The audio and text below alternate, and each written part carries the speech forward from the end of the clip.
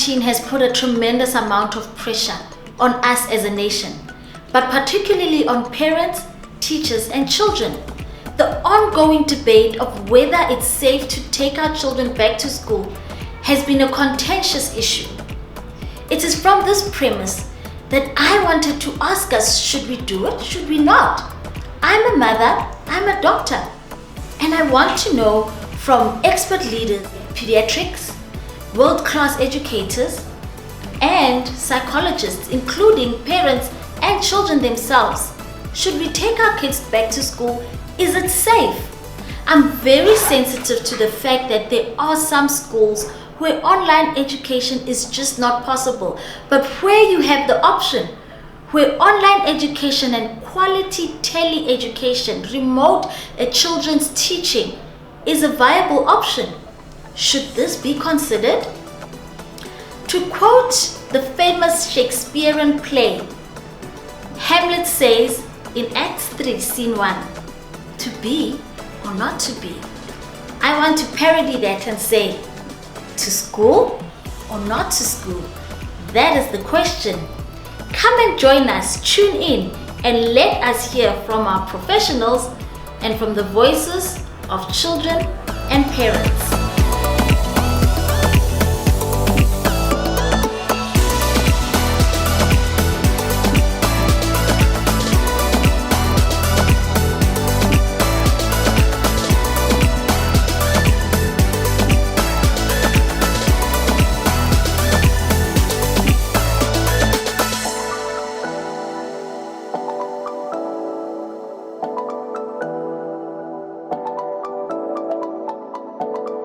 My middle child, aged 11, opted to continue doing the online learning platform for as long as she could, and she absolutely loved it. She is, I think, very academic and very independent, and managed her online program fully independently with the support of her amazing teacher. And honestly, I think if that option was still available to us, we would have continued doing online. So being asthmatic or having a history of asthma, we were very concerned about sending her back. However, we felt that the schools had really put protocols in place to protect her. However, the online schooling experience for us was really good, and we would consider homeschooling in the future because she really just loved being at home. What is your biggest fear about coronavirus? I'm scared I'm gonna get the coronavirus, and I'm scared that my mom is also gonna get it. Did you enjoy online learning? Yes. What did you like about it? Well, that we could actually really play with our brothers and sisters. And is it better to be back at school, or would you still like to be online? Well, I like it when we're at school because then I could see all my friends. When we were online, I did miss that social interaction, the little comments that we would make during class towards the teacher, or the teacher would make towards us. And also the being able to go out to the teacher's desk and ask them questions, right then and there, and get your answer there, get it explained completely to you. Yeah, just that there was a critical difference. That social interaction made a huge difference.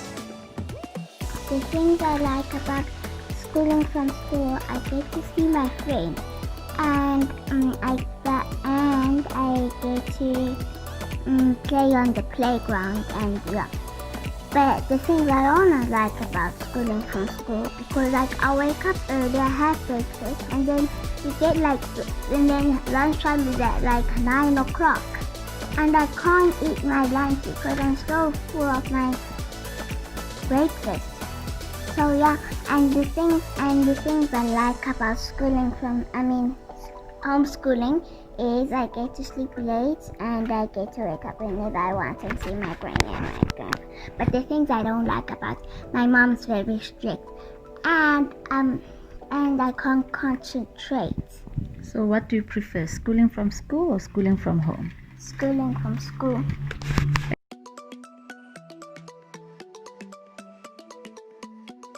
to school or not to school? Hey, that is the question. I think it's becoming clearer now. The picture's much clearer in terms of the impact of schooling and online schooling on children.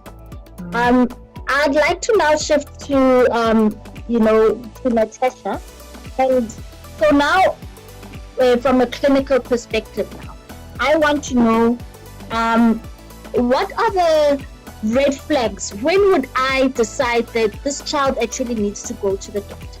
What should I look out for? Okay, thank you for your question. As with children, when they are ill and they've seen their doctor or pediatrician, we often guide them on danger signs and red flags to go through. And with the coronavirus being a virus, it's similar red flags. So your child, depending on how they present it, will start first most commonly if it's a respiratory symptom. So if there is any worsening in the condition, so signs, we'll counsel our parents to look for signs of difficulty breathing, which will be faster breathing rate, and the use of the accessory muscles, which will be shown to you as looking at your child for having chest indrawing, where you see the ribs more visible, looking at the tracheal tract, nasal flaring, and a faster respiratory rate. So any signs of difficulty breathing, even a worsening cough, where the child is no longer able to drink or to swallow because of a persistent cough. Then we'd also look at the fever.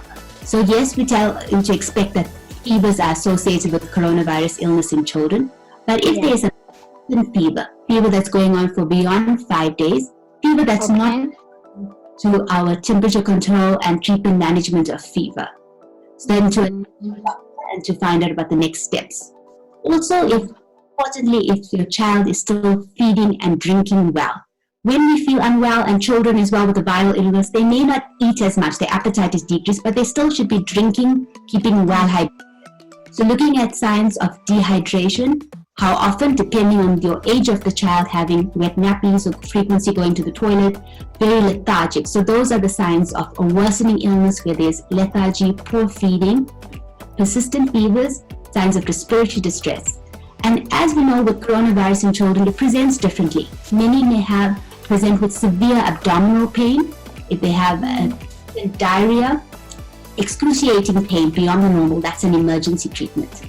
And also to look out for any change in their skin color, we call it blue cyanosis of the lips and the hands, called peripheries, any seizures, abnormal movements. So as we do counsel, if there's a change in the condition that has worsened, that's not responding to the home treatment, we should alert your medical professional, the nearest doctor, or go to an emergency room if there's severe changes in condition to go through. And you spoke about home treatment, Natasha, and maybe Dr. Ahmed, you can elaborate on that. What would be your typical home management of a child with COVID? We know for adults that, lots of fluid, zinc, and, vitamin C. But with the children, would it be similar? What would we do? Yeah, thanks, Dr. Malebo. Once again, as you've alluded earlier, thankfully most children actually have very mild symptoms, and the vast majority of these kids could be safely managed within a home setup. Some of the symptoms that these kids present with typically relates to fever. They often have body achiness, scratchy throats, coughing, shortness of breath. So those are most of the symptoms.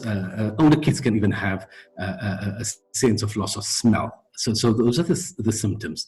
And those symptoms are not serious symptoms usually, and they can be managed within a home setup. And typically some of the treatment modalities are very conservative treatment, and it's not rocket science. But let's go through them because it is important. Rest. It's quite important to rest. Rest allows your body to recuperate and to rejuvenate. So kids need to rest, they need to sleep lots. So that's paramount. Dr. Natasha already alluded to the fact that hydration is very important. If a kid drinks adequately, keep themselves hydrated, that allows the body also to not go downhill, and the kiddie won't decompensate. So adequate fluid intake is quite important. Preventive measures in order for spread not to occur to rest of family members are also quite important. So washing of hands regularly in the prescribed manner that has been taught are quite important. So 20 seconds washing your hands or using hand sanitizers. So that's going to protect your family members. That's quite important. Should social distancing within a home setup be inadequate, wearing of masks are very important. And once again, these are measures to protect family members. I also think what's quite important to protect the rest of the family is if ideally within a home setup, the same family member should ideally look after the child. If you switch between parents once again, you allow the risk to multiply with other family members. It's a bit of strain on mom or dad, but that should be the ideal. Surfaces that are touched on a regular basis should be disinfected also. Those are measures to prevent spread within the household, and they're quite important. Specifically looking at medication, probably the single most important thing is simple analgesics and anti-fever medication. Simple paracetamol, ibuprofen, just to keep the fever down and to keep the child comfortable. So it's safe to use ibuprofen, anti-inflammatories. In the early days of the disease process, the data from China initially came out to suggest that perhaps anti-inflammatories may be harmful, but that has been debunked now. So it is safe within a childhood setup to use anti-inflammatories at the correct doses. As far as specific medication is concerned, in terms of adult practice, they tend to use a variety of agents such as hydrochloroquine, your vitamins, vitamin C, vitamin D, your zinc. No proper studies have been done. However, we use it more on a theoretical basis to think that perhaps those agents may have value from a theoretical perspective. So vitamin C, vitamin D, and zinc may not be a bad idea to give to the child. It cannot do harm, it can only do good. But there's no proper purported studies that have been done to validate these medication. I found, with myself having coronavirus, a useful measure at home was to have a saturation monitor available. They're easily available, they're inexpensive, and they're quite accurate. That gives parents, mums and dads a useful indication in terms of when to panic or not.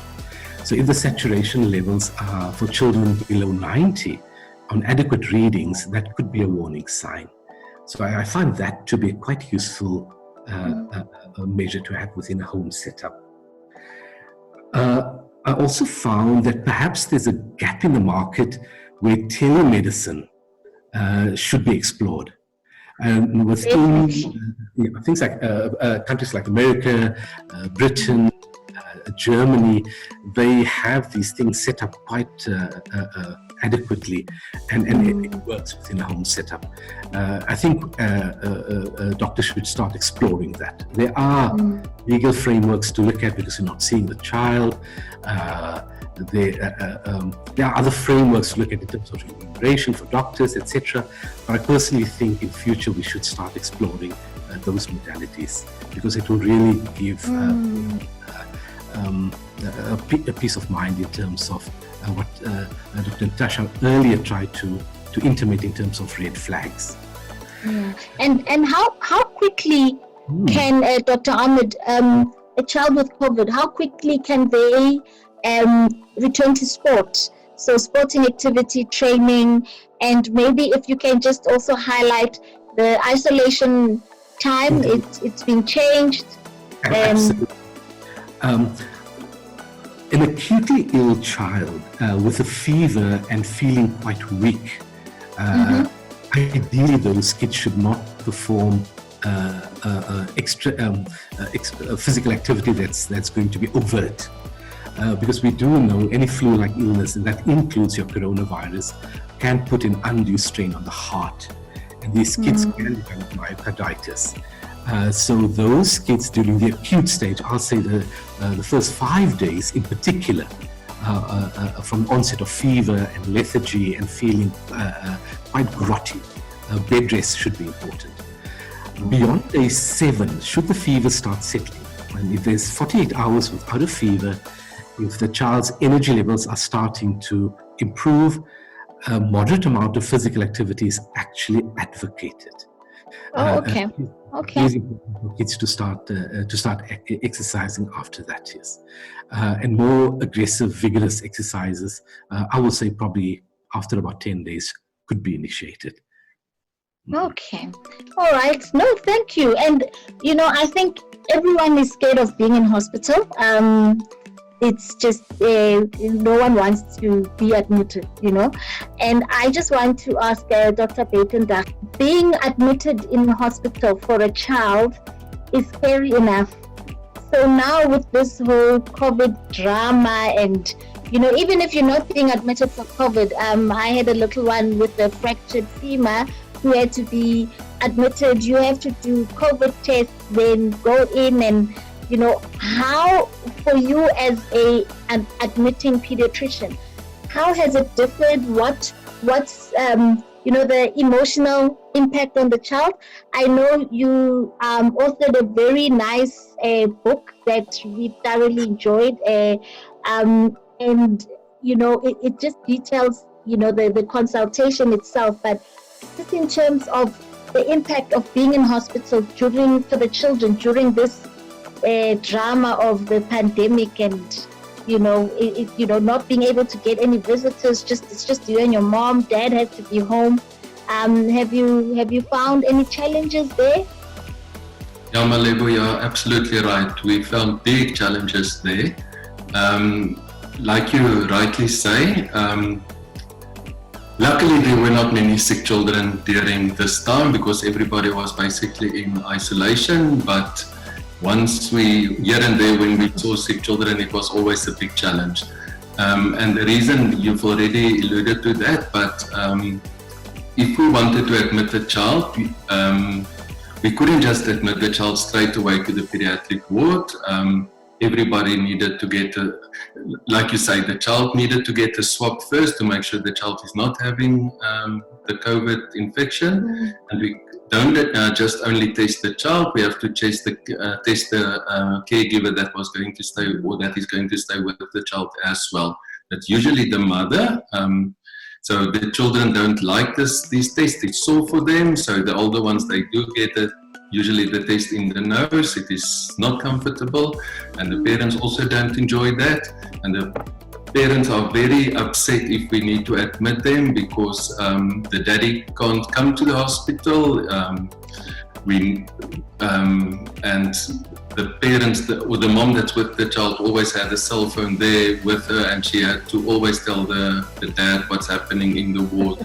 Then sometimes they give me the telephone when I'm there, and then I need to explain to the dad. So it is really not easy. And then before we had these rapid tests that we've got available now, where we get the results a little bit earlier or quicker. Like a month or two ago, before these tests, you needed to do this test, and then the child and the mother went into a specific ward in the hospital. It's not a pediatric ward. There's usually not pediatric trained sisters there. It's adult nurses that's looking after the children.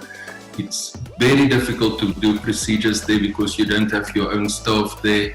The drips didn't last. It was actually it was a nightmare. And then we usually got the result back after about a day or so, and usually the results were negative, and then the children can go to the actual pediatric ward. So it wasn't easy. Sure. No, it's almost like Dorothy trying to find the Wizard of Oz, following the yellow brick road. It sounds pretty intense. I always told my little one and my nephews, if they were at home, that please no one get hurt, because I am not going to be sitting in a PUI ward with people with corona everywhere. Just it's different. We're living in a different era.